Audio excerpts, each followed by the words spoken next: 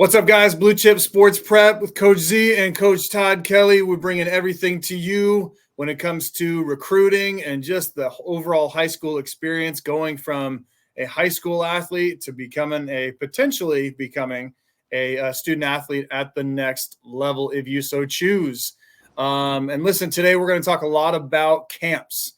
I know this is that time of year, especially whether it's the spring or it's the summer, we deal with camps a lot, sports camps. Anyway, Coach Kelly, what's going on? Not much, man. Just happy to be here. Happy to have another episode, and happy to be able to, hopefully, positively influence some student athletes. Yeah, absolutely. So like I said, we want to dive into camps, and me coming from the football side of it, you coming from the basketball side. The one thing about camps that really I've never, when I was growing up, camps weren't like a big thing. I mean, there were camps, right. But, for a football standpoint, they would be tackle football. They would be padded. You come together, you beat the hell out of each other for 3 days, and then you go home and maybe you get an opportunity to get on somebody's big board and then go from there. But now it has evolved into a full-blown recruiting situation. And I'm going to let you have the floor on this, but let's talk real quick about camps, and we'll just talk about camps and kind of get a laydown of what camps are. And then later on, we'll talk a little bit more in depth about how you can set yourself up for success at a camp. All right. Well, there's obviously I think every school has a camp. Every college has a camp for every different sport. So whether it's basketball, football, volleyball, tennis, track, whatever, pretty much every college, that college will have a camp. And that camp will be targeting, they'll usually have a youth camp, for kids, 3rd, 4th, 5th, 6th, 7th grade. And then they'll usually have something that they may even call an elite camp, or their higher level camp for their high school age student athletes. Now, one thing I think that needs to be understood is that I think a lot of people will go to some of these camps at these larger universities expecting to get recruited by these particular universities. So say, for example, UCLA, USC, University of Texas, all of those big schools, they have camps, and they'll send invites to probably 5,000 student athletes, and I think what happens a lot of times is a big misconception that when a student athlete gets an invite to that camp, they'll think, oh, I got invited to this UCLA camp. UCLA is recruiting me now, or UCLA wants me now, when in fact, that is absolutely not the case.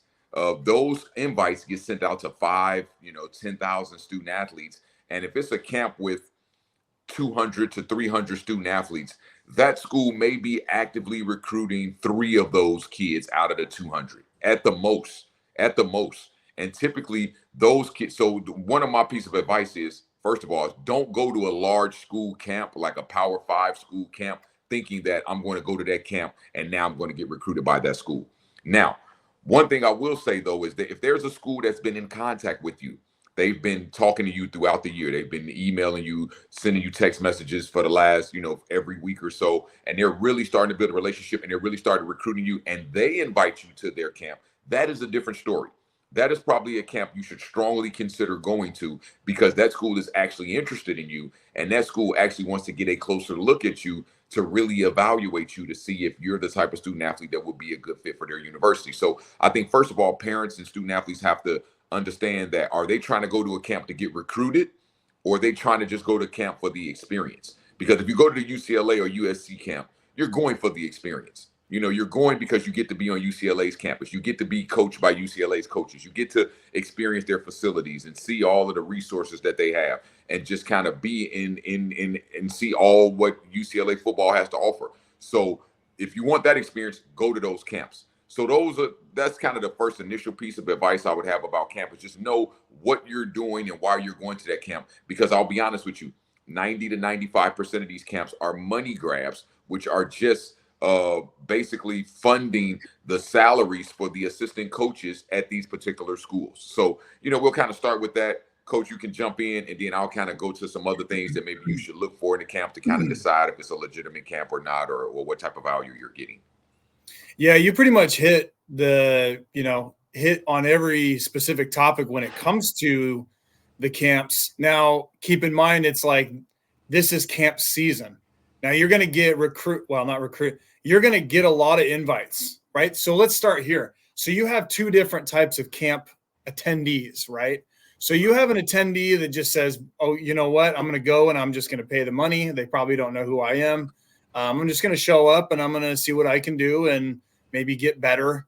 You go through the drills, get some experience. Then you have another attendee that shows up to these camps and they are invited, right? So chances are it's somebody that when these college coaches go and they look for their juniors, right? So if you guys watching at home don't realize that these coaches, they're not just recruiting to bring guys in now. They're looking to bring guys in the recruiting class after. So that's kind of somewhat off topic, but that's relevant to what we're dealing with because those juniors, everything is in a timeline. It's a recruiting cycle and it's all year round. If you guys didn't know, coaches take off maybe 5 days out of the year and everything is just all in a timeline. They're all recruiting.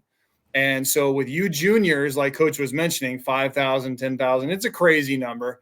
But these bigger Division I schools, they throw out a ton of invites. Whether you go or not, that's up to you. They're expensive.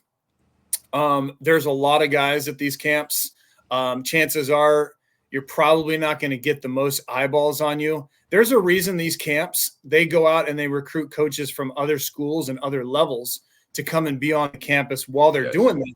Yes. Not just to help out, but to get, eyeballs and build relationships with each other. And so with that said, that's a real important point because I've ran into kids recently that they'll say, hey, I went to the SC camp or I went to the UW or I went to, wherever, all these different camps. And there'll be 25 guys in the running back spot, the receivers, whatever. So there's just a ton of guys there. And so there's obviously two different types of attendees. But these camps, you're going to have camps, like Coach is saying, at all different levels, Division I all the way down to NAIA. But ultimately what it is it's a money grab, number one. Number two, it's a way for coaches to get around recruiting, the recruiting rules, especially back in the day where there was really strict rules. So you go and you pay the money and it's on your accord. So that kind of bends the rules. And so these coaches will put you in a database. They'll do your height, they'll do your weight, do your 40, do your vertical, do all the different things you would see typically at like an NFL combine. And then, of course, there's some other ones where they're padded and you'll go and you'll do a little bit more activities.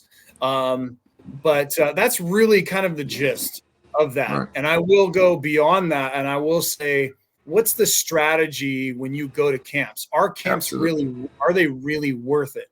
Now, just like Coach Kelly mentioned earlier, if you go to a big Division I camp, we talked about it just a minute ago, the exposure is not as high. I don't care what kind of contact you have with a coach previous, it's just not going to be as high. Most coaches have short-term memories. Unless you are a kid that's an absolute freak, for lack of a better word, guys it's hard for them to remember you after a camp. Now, what I typically tell kids, the strategy is this. If you're going to start doing the camp thing, you've decided I'm going to go and be a next level student athlete. What you need to do is you need to say, listen, within maybe a couple hours radius, pick 5 schools. You're in Texas. They're everywhere. I'm in California. They're everywhere. Pick schools that are realistic, man. It's a great opportunity to go and have good communication and network with coaches. And it makes it easier on their life. Those coaches at lower levels, they're probably going to put more time into you because there's not going to be as many kids there. And I really am a big believer in that because if you build a relationship with a coach, and we talk about this all the time about the right fit, right? It's a small percentage of guys are going Division I. You go to those camps, let's say 5 camps within a 2-hour radius. You go to those camps, they're cheaper. And you just never know. And you build relationships with them. And I think it's a great opportunity. I'm going to talk about in a minute. I'm going to have you, Coach, go next and give you your 2 cents. But I want to talk about strategy and how to get prepared to get more views and get better communication with these guys. So with that said, you want to add some more to that, Coach? Yeah, I want to add 2 things because you brought up a very, very good point that I didn't bring up is that sometimes the larger school camps will have smaller school coaches there to work their camps. Like an example is like right now, I'm wearing the Michigan State shirt, right?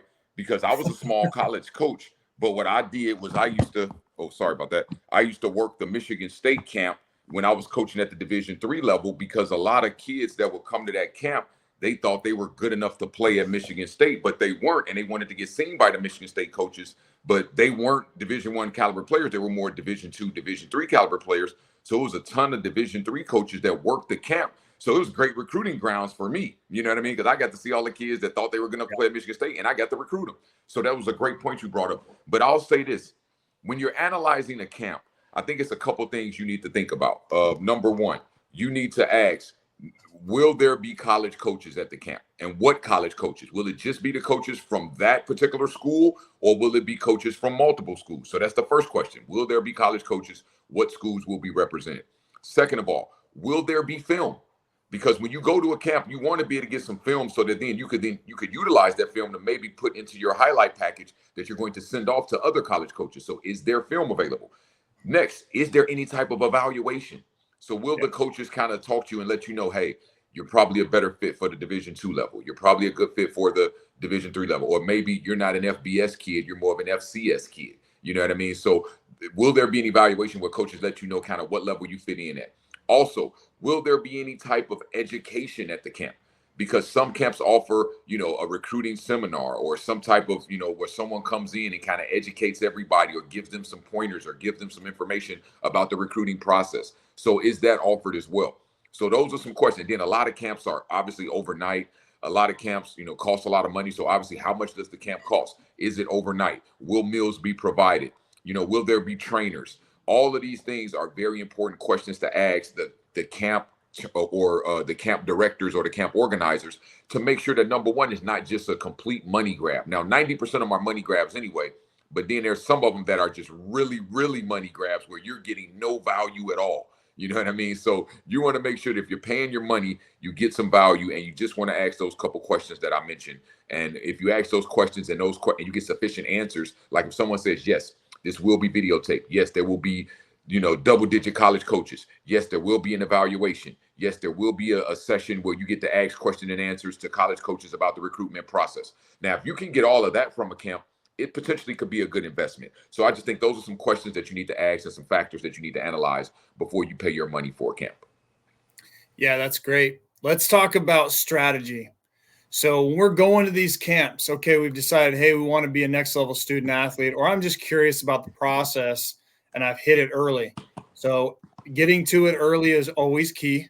But if you're a junior and you're getting ready to go into your senior year, it's like, listen, all right, well, let's see if we can get better. Number one, you got to think about that going to these camps. That's not strategy, but that's probably something that you really should think about. Maybe, basically ask the questions you did and say, listen, am I going to go to this to try to get better? I'm going to go to this to actually get some sort of communication with coaches, because in-person communication in anything in life is always top notch. It's always the most important thing. And so strategy wise, I always think it's important. Like I said it earlier, maybe choose 5 schools. I think it's really important in a short radius and really dial it in. It makes it easier on you. But here's what you do on top of that. Since all coaches are on Twitter, I think personally, we'll start this recruiting process off by already sending an email to the whatever coaches that are at these schools that we've already talked about in previous episodes. Absolutely. We DM those coaches. We got to find them, go DM them. Just in the email, obviously you're putting your recruiting information on there, but also mention, hey, I'm going to your camp. I want to build a relationship with you. I want to talk to you. I want to, I'm going to see you before camp. I'm going to see you after camp, during the camp, when we're grabbing some water, whatever it is. That is your initial communication with those coaches, and it's a great opportunity to do that. So with that said, if you already got your camps figured out, what you want to go to, make sure you got some questions for them. Make sure you've already prepared, reaching out to them, letting them know that you're going to be there. Then when you actually get to the camp itself, then you go find them. Have some courage, guys. I think one of the greatest things for me, and you would probably say the same thing as well, Coach, when a kid comes up to you, especially if they look the part, if they pass the eye test and they walk up to you at a camp, or in any capacity in person, and they say, "Hey, coach, I'm here. I've reached out to you on social media. I've sent you emails. I've done all these different things. I would appreciate just, pay attention. If you don't, you don't, you do, you do. I'm going to come up afterwards and I'm going to ask questions. Cause I tell kids after the camp, when the camp's over, go up to the coaches and say, "Hey coach, did you watch me? Did you see what I got going on? What do you think I can get better at? I hope to stay in contact with you. Can I have your personal, well, maybe not personal information, but your coach's information, your email, just everything you need before you leave." But you have to have courage to go talk to those coaches. Absolutely. You are the consumer here, and you are putting your money on the line to go and do this sort of thing. And that's what I would say as far as strategy is concerned. And we'll talk in a minute about how to conduct yourself in a camp. So Right. if you want to add on to that, Coach, go Yeah, ahead. and one thing I'll say too is that's great strategy what you mentioned about reaching out to the coaches beforehand, letting them know you're there, and what you said, having confidence and having courage to be able to go talk to coaches because this is your future in your hands as a student athlete. That's how you have to look at it. This is my future. This is my college playing career in my hands right now. I can't pass up opportunities. But I think one other thing that student athletes need to do when they go to camps is they need to have a goal. And what I mean by have a goal is you have to know who you are as a player and you have to know what you want to show coaches. Like I'll give you an example. If you're a running back, right? Okay. Are you a running back where your strength is blocking? Is your strength running between the tackles or is your strength getting outside, because you're a speed guy? Okay. Whatever your strength is, you have to make sure that you come into the camp knowing that, okay, hey, my strength is I'm a great blocker. Okay, so I'm going to make sure I show these coaches I can block. You know what I mean? Or I'm a between the tackles guy. I'm going to make sure that I show these coaches I can get those tough yards between the tackles. Whatever the case is, knowing what your strengths are. Because the problem at a lot of camps and even in a lot of kids, period, is that they don't know what their strengths and weaknesses are. So they go out there and they try to do something that they may not be good at. And people got to understand there's a fine line between exposure and getting exposed. And when you try to do things that you're not good at, you'll get exposed. Just say from a basketball standpoint, if you're going to a basketball camp and you're a great 3-point shooter, okay, well, when you go to that camp, you need to make sure that you are getting up 3-point shots and you're showing these coaches, hey, I'm an excellent 3-point shooter. Don't go to the camp thinking that, okay, I'm a great shooter, but I'm going to try to show these coaches that I can drive to the basket and that I can really dribble. Well, if you're not, the thing is that you're not going to be doing that when you go to college. You know what I mean? You're not going to be doing that for that coach. If the coach knows your strength is shooting threes, he's not going to get you to college and say, hey, now we need you to start dribbling a lot. No, he recruited you because of your ability to shoot threes. You know what I mean? So that's what you need to do. And just going back to football, another small example, say if you're a receiver, if you're a speed guy, and you're beating people deep, well, you need to show that you have speed and that you can beat people deep. That's what you're good at. Don't try to go to a camp and show, okay, I'm a slot guy. I can, get across the middle. I can make these tough catches. Because guess what? You're not going to be doing that when you go to their college. That coach is going to use you as a speed guy on the outside. And so that's what you have to prove that you're good at. So I think that's another thing when we talk about strategy. Your part, what you spoke about on strategy was great as far as how to communicate with the coaches and the strategy you have to have from a communication standpoint. But I just obviously want to kind of focus on the court, on the field strategy. And I think every kid, when you go into a camp, you have to have a strategy. You have to know what you do well. You have to know what you don't do well. And you have to try to show the coaches the things that you do well so that they know, okay, this person's really good at this. I can rely on them for this, not trying to show them that, you can do things which you may not be good at. Yeah, no, that's fantastic. Yeah. And so that's a good segue into our last, I would say, topic, what we're talking about within a topic. And this would be the do's and don'ts when you are between the lines, or in your case, the out of bounds, the It's between the lines. Yeah. Between the lines. Okay. So here's what I would do. Work hard. I know it sounds simple, but you're working hard, you're hustling, you're doing everything the coaches are asking. Some kids, you think about it, 16, 17 years old, you're going away from your parents, if it's an overnight camp, or you drove there by yourself, whatever, you're around kids. It's very easy to get caught up in what other kids are doing, screwing off, messing around, not jogging. They've got all these egos. You've never been around a lot of these kids. So you're either trying to do too much, trying to do too little. So that kind of goes back to what Coach Kelly was talking about in regards to knowing who you are, why you're at this camp, and what your strengths are.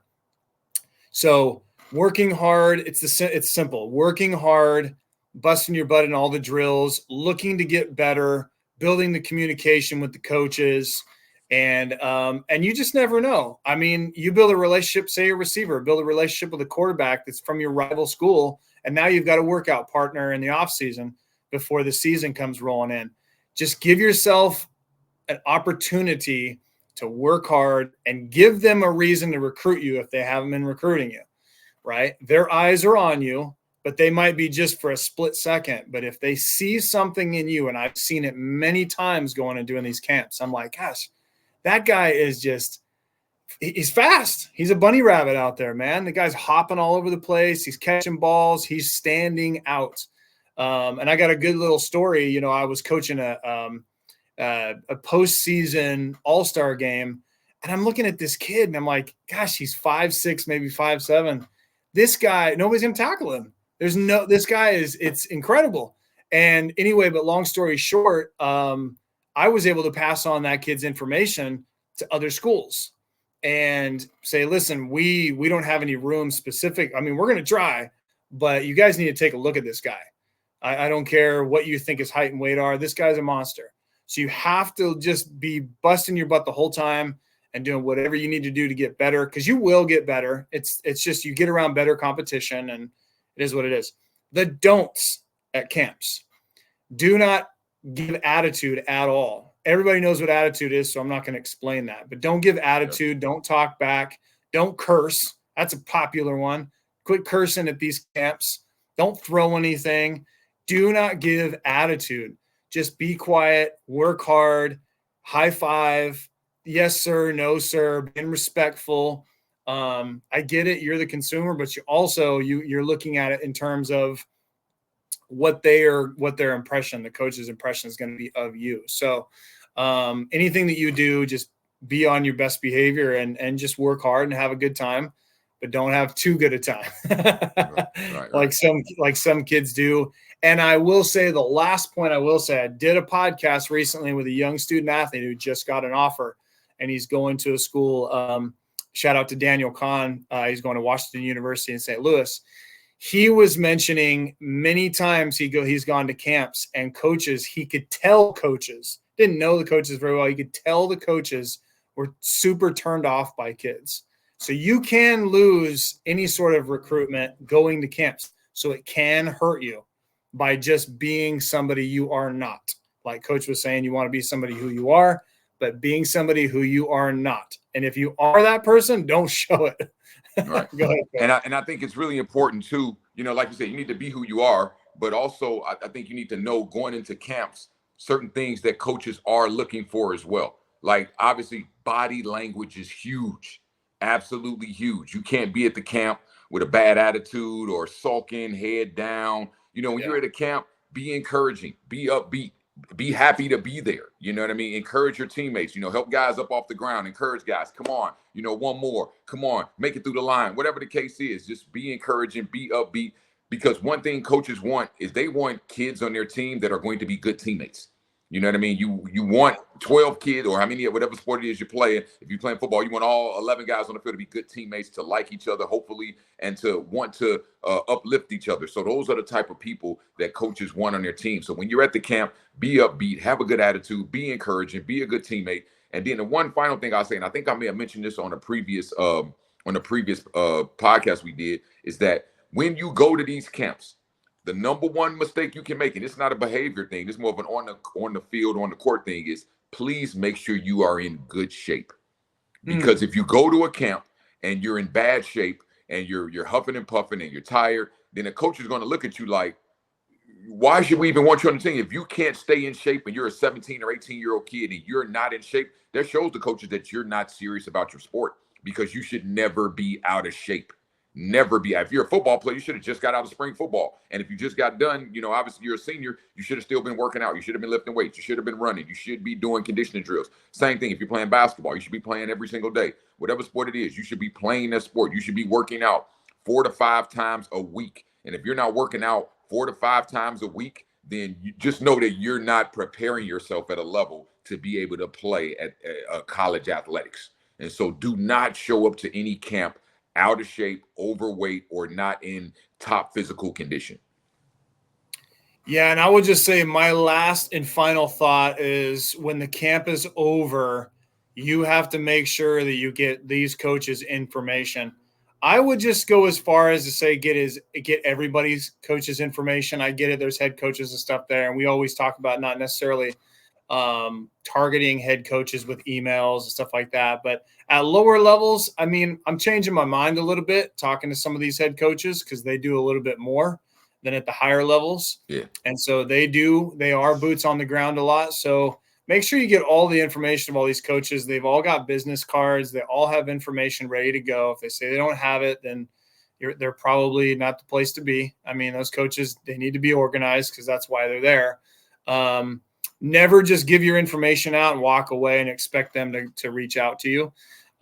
You have to be a businessman or woman, and you got to put that time and effort in.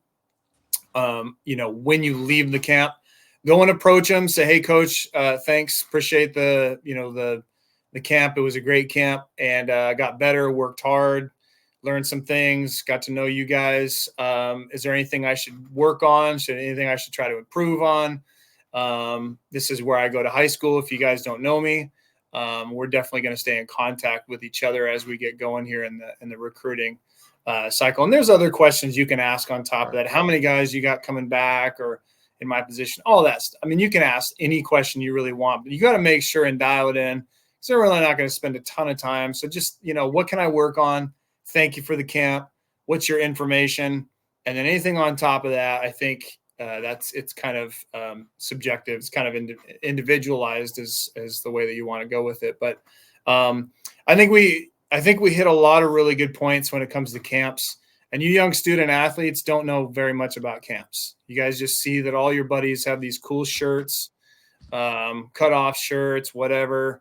And I think it's really key that you're able to understand what these camps are all about, because they can benefit you for sure in many different ways, but they can also hurt you too. So absolutely. And one last point is that I think it's really important what you said too, is to make sure that you build relationships with or go meet all of the coaches at the camp. So for example, even if you go to a large school camp like UCLA or whatever, right? They obviously got 15 coaches on staff.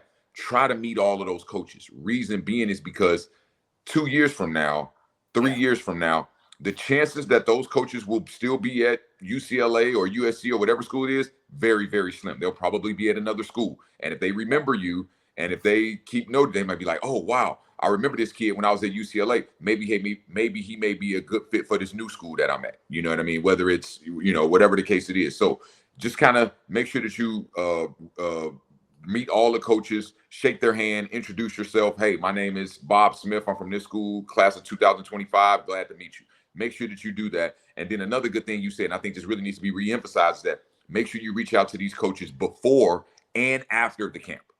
Before and after the camp. Because the one thing about reaching out to them before is, I tell people this all the time, you don't want to go to a camp and you have to do something spectacular to get noticed. You want the coaches with your name on the list when they come in so that they're already looking for you. You don't want them to have to find you. You want them to already be looking for you so they know about you coming in, not them having to know about you once they get there.